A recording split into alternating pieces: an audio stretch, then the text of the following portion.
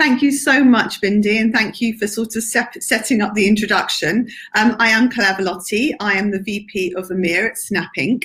And I'm delighted to be doing a session today with José Neves. But I wanted to give you some context because we've obviously called our sessions Positive Disruptor, but some of you might be wondering why. And to give you that context, about 6 months ago, I launched a series called the Positive Disruptor, which essentially was a video series, which was about celebrating the power of, I use the term sort of progressive disruption, which I think sometimes, particularly across Europe, we can see it sometimes as a negative thing. But I truly believe it's fundamental to our progress and fundamental in every possible way in terms of what we're doing. And so when we're looking at positive disruption, I really focused on talking to leaders and founders who are transforming their sectors for the better. And that was really important to us. As part of the series, I really did have the privilege of talking to José Neves, who we've already alluded to with the extraordinary business that he's built. He is the chairman, founder and CEO of Farfetch. And actually, Bindi mentioned, it's one of the only fashion unicorns. So an extraordinary achievement. But the thing that really struck me the most about my conversation with José was really about his vision. And that's why today we are going to be talking a little bit about augmented reality and a lot more, but really his vision for luxury retail. It's not just about running his business for him, it's absolutely about transforming the sector for the better. And the other aspect that I really admire about José's leadership, he is so focused on his values and making sure how he scales his business in a very value-centric way. So welcome, José. I'm hoping the fact that you're agreeing to talk to me and continuing the discussion, I think it was a good discussion previously, so I'll take that as a good sign. Absolutely. Such a pleasure to be here with you, Claire. Thank you. Thank you. So I'm conscious we don't have a lot of time and we've got a lot to cover. And the thing that strikes me the most, and like Bindi, as a regular shopper, I get to experience the platform, which is extraordinary. But I think it's fair to say there are so many different now aspects to Farfetch that I think so many people don't quite realise. I mean, I kind of talk about Farfetch Marketplace, hosting websites for brand, direct sales for brands, e-concessions for department stores, the list goes on. And maybe you can talk a little bit about, maybe explain a little bit more about that breadth, but and really sort of touch on, do you think people get that? Do you think people get the breadth of what you're building?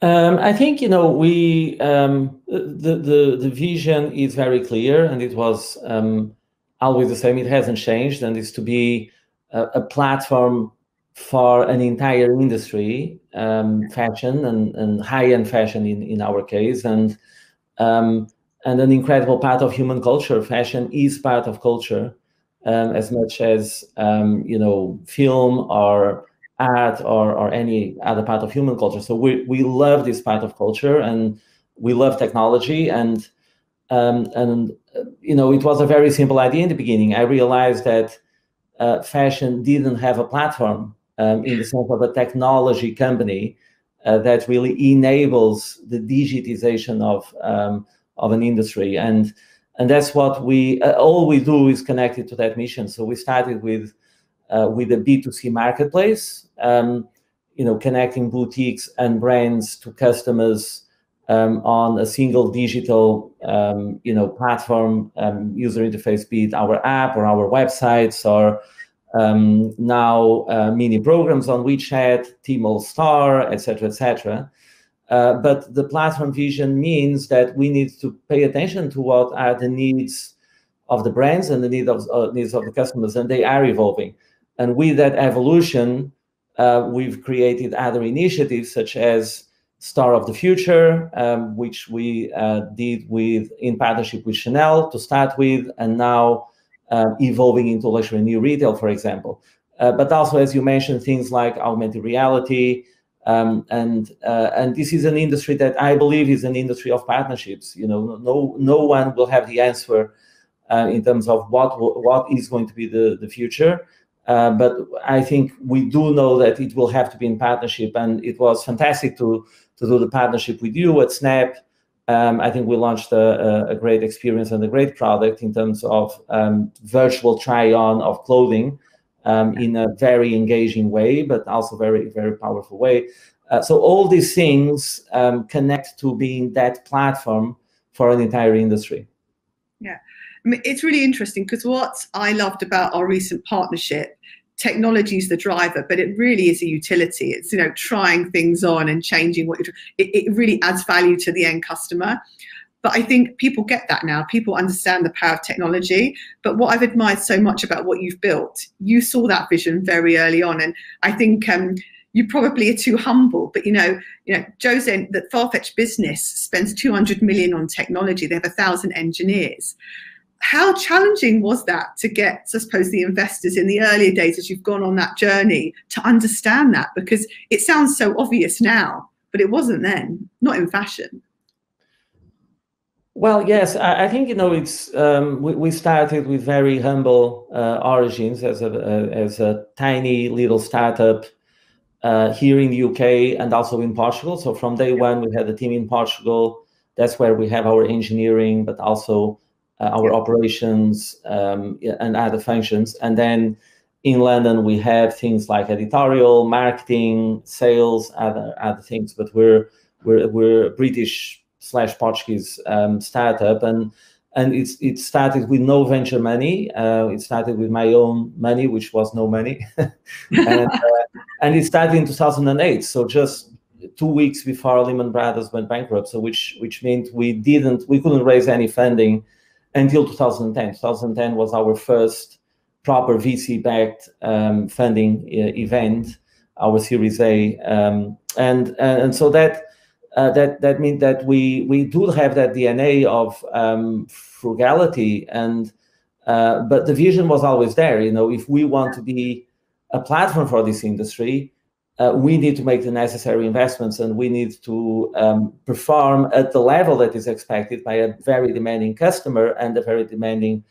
industry, and so this absolutely dictated that we had to invest, and we had to invest aggressively. And fortunately, our investors, when we were a venture-backed company, and now even as a public company, they do understand that. They've seen we have the benefit of coming after amazing companies such as Amazon or Alibaba or Google, etc., that have proven that building platforms and investing in technology with monetization coming a bit later is a good business strategy. So we didn't have to convince everyone of that, just a few people, and so we were very fortunate. And still today, investors do understand that we need to stay ahead of the game, and we need to constantly, in dialogue with the brands and with the customer always at the center of our thinking, keep evolving the platform to address the needs of the future. I'm so conscious because I could talk to José for hours, so I really want to keep going through some of my questions because there's so much to cover.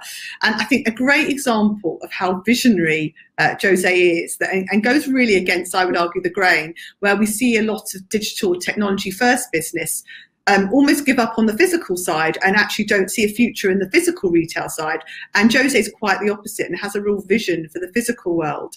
And I think it'd be interesting, José, for you to talk a little bit about why you are so focused on the physical retail experience as well as obviously the digital side.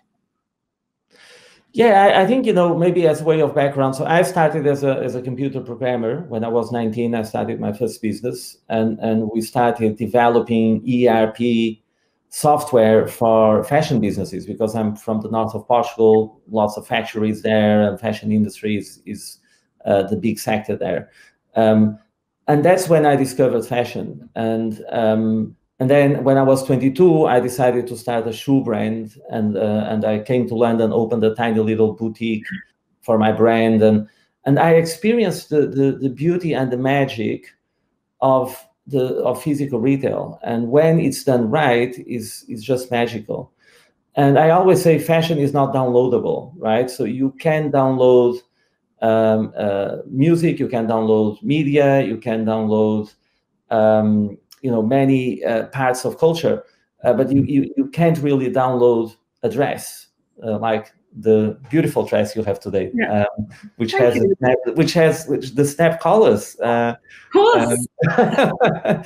So you can download that, right? So there's this element of physicality of even the interior design, interior decoration of a store, the way it's laid out, touching the fabric, trying it on, and also the human interaction between you and the curators, the people that are knowledgeable about why that product looks the way it is and how what's the thinking behind it, and also adapting it to your own needs in real time, right? As a human to human connection. And this cannot be, I'm convinced this cannot be replicated online. And in fact, still today, 20% of sales are done online in the luxury industry. Is a very small percentage. That's growing very fast, but there will be a plateau. There will be probably 40% of sales. Some people say 35, some people say 40, 45 if you want to stretch it, which means 60% of sales are still going to be happening in physical stores. Now the question is, are these physical stores going to be digitized? Is this experience of shopping in a physical store going to be augmented by digital technologies? And I'm a firm believer that it will be, and we have done it with Chanel very successfully. We now have several Chanel stores with the most demanding customers in the world, the most demanding brand in the world, with real shop assistants, real clients, real products, with very high levels of engagement and incredible results. We've just launched here in London, Browns Brook Street. We opened a new Browns 50 years after Browns was founded here in London. That's a beacon of what we call luxury new retail, mixing our technology with the heritage of Browns and the know-how of our buyers at Browns. So these are early, innings and early showcases of what can be the future. But I think what is absurd is to think that digital technologies have changed everything, the way we hail a taxi, the way we find and book hotels, etc., and it wouldn't touch the way we do physical retail. I think that would be the absurdity, and it hasn't been done in the West yet, but it's already been done in China in many categories. Yeah. Alibaba has done it with groceries, with convenience stores, even with car dealerships, and therefore this vision of new retail that they have is very inspiring. And when we did the partnership, we rebranded our strategy Luxury New Retail, which we're very excited to pursue, also with their support. Yeah. Now, if we move on to augmented reality, clearly I'm completely biased and believe in a very powerful role that augmented reality is going to have in our lives, and already does. And clearly you share that because, as you mentioned earlier, we've done a partnership. But maybe, José, if you can talk a little bit about your vision of why you think augmented reality is important and why you're so focused on it as a business. I think, augmented reality has so many applications, right? And you know it better than anyone at Snap. I think you are the leading platform in terms of augmented reality, not just for social media, but also in terms of exposing your SDK and your APIs, all your IP and know-how to other companies to use in their own ecosystems, which is really, really interesting. This is a true platform vision that you have with that strategy. And I think, in fashion, for me, I will pick one of the applications. There are many, but for me, the one that excites me the most is virtual try-on. If you think about buying fashion online, the trying on something is impossible without augmented reality, or very, very, very hard. But is the holy grail, right? Because if you think that 30% of purchases in e-commerce environments are returned, so there's a 30% return rate on average, in some countries even 40%. This is not a good experience for the customer, number one. This is not good for the planet because you have packages going back and forth, and this has costs for the company. And if we can eliminate even 10% of the returns, or 20%, or 30%, and I'm convinced we can eliminate, a good, significant material part of the returns, it's just absolutely transformational. And we've done it with watches, we've done it with shoes and sneakers, we've done it with eyewear, and now actually with Snap. It's very exciting that we're doing it with with clothing as well, which is the most difficult because you have to apply physics and you have obviously different body shapes, etc. So it's a very hard technical problem to solve, but one that our teams, both on Snap and on Farfetch side, we're laser focused to solve it. And whoever cracks this nut unlocks tremendous value for our customers and for the industry. So this for me is very, very interesting. But I should also mention engagement, right? Because it's fun, right? It's cool to try things on and to then share the picture on Snap with your friends. So there is an engagement, social shopping element to it that can be enabled by augmented reality as well. Something I'm just curious on your perspective on that. Often you hear, oh, it's really interesting that luxury sector is really targeting that Generation Z, because arguably people will say, oh, they're younger, they don't have the spending power to buy luxury products. But if you look across the fashion sector, actually the luxury sector, I should say, actually, we're really seeing they really value that audience and are spending a lot of time talking and communicating with them. What's your perspective on it? Because clearly we do a lot of work together as partners, as we've said. But, why do you think that Generation Z, that younger audience, is so important? I think, if you look at the numbers, they are, striking. So millennials and Generation Z represent the vast majority of growth in the luxury sector. And if you add millennials, Generation Z, and China altogether, they represent over 100% of growth, meaning all the other demographics are actually shrinking. So you can imagine, if you're a CEO of a brand, it's absolutely crucial, it's existential. And we're talking about luxury brands, but we could talk about fashion brands in general. But let's stick to luxury because that's counterintuitive. Most people think, well, surely people who buy luxury, they're 40 years old plus, disposable income. That is true. But what we see is that the growth is coming from the new generations that are coming into the space, and also buying with a very different pattern, and buying different products, different brands, with a focus on sustainability, for example. So that the whole focus on circular economy and very keen to resell and buy from resale and engage in that circular economy, et cetera, et cetera.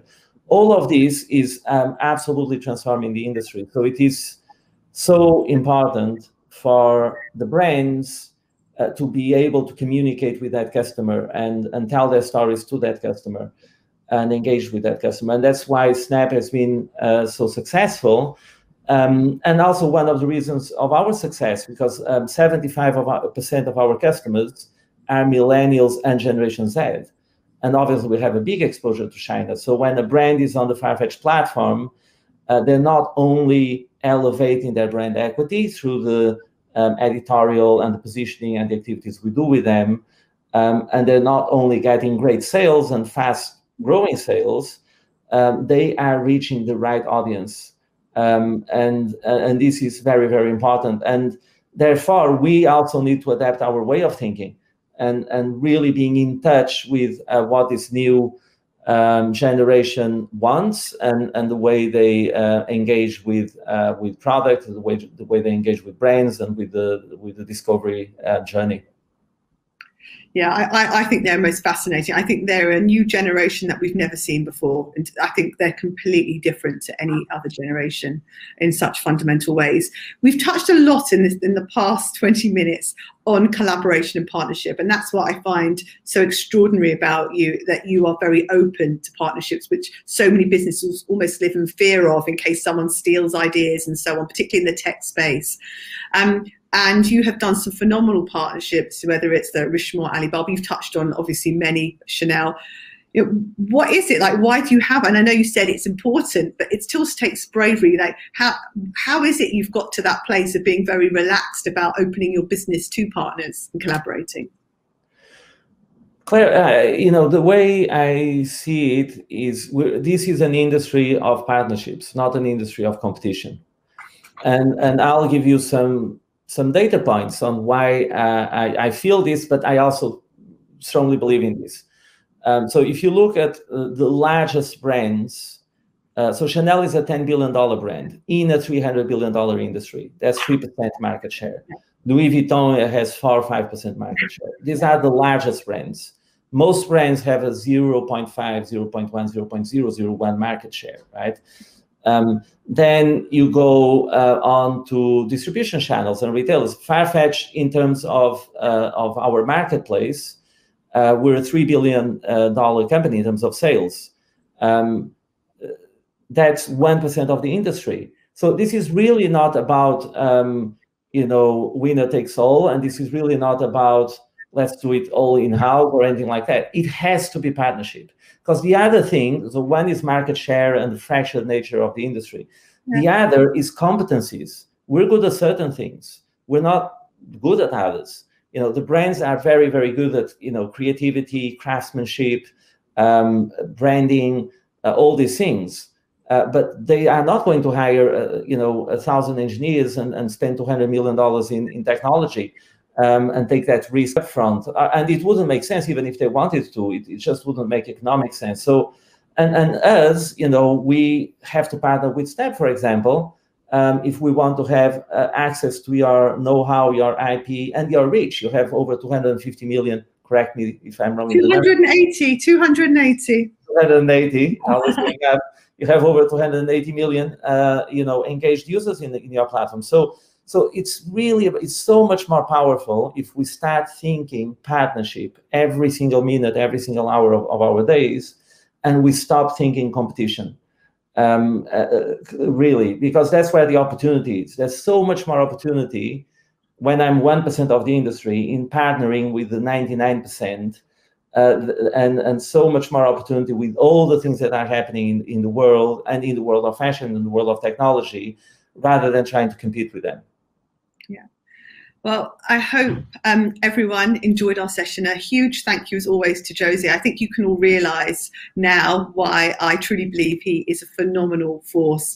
And I just get excited to watch what's next for Farfetch, because your level of vision and innovation is extraordinary. I think the phrase I've taken away from today is that this industry is one of partnerships, not competition. And I think that's something we could all learn from that. So huge thank you to you, José. I think we need to do another conversation. Third time lucky, go for the third one. But thank you once again, and I'll pass back to you, Mindy.